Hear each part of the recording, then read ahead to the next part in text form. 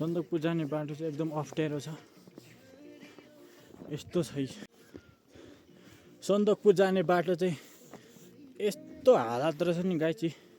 हेर्नु त यस्तो बाटो जानुपर्ने ढुङ्गै ढुङ्गा छ। हामी चाहिँ बाइक तलै रोकेर हिँड्दै हिँड्दै गएको। ओ यो चाहिँ किन ढुङ्गा हालेको? ए यो चाहिँ हिउँमा चिप्लिँदैन भनेर यस्तो ढुङ्गै ढुङ्गा छ। सन्दकपुर जाने बाटो जे हो यस्तो हुसुन चल यो ठाडो उकालो हेर्नु त यस्तो उकालो जानुपर्ने लड्न नि सकिन्छ कि बिस्तारो बिस्तारो जानुपर्छ। यस्तो उकालो बाटो साथीहरू माथि पुगिसक्यो चेपबाट छिर्नुपर्ने। यहाँ चाहिँ केटाहरू हिँड्दै हिँड्दैछ बाइकले नतानेर नि हिँड्दै हिँड्दै लागिँदैछ। यहाँ चाहिँ गाडी रहेछ यस्तै छ गाई चाहिँ यताउतिको वातावरण चाहिँ ठिक छ नि केटा हो।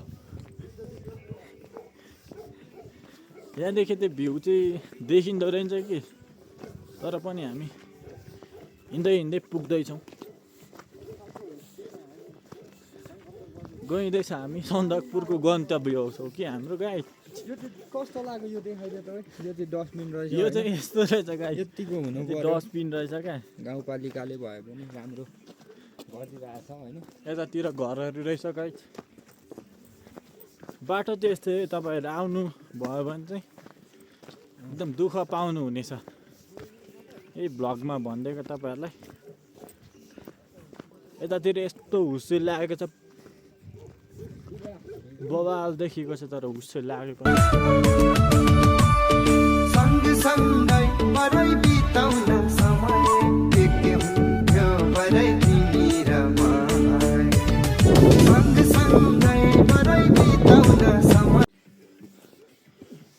हे चाहिँ गुफा रहेछ गाई यस्तो रहेछ।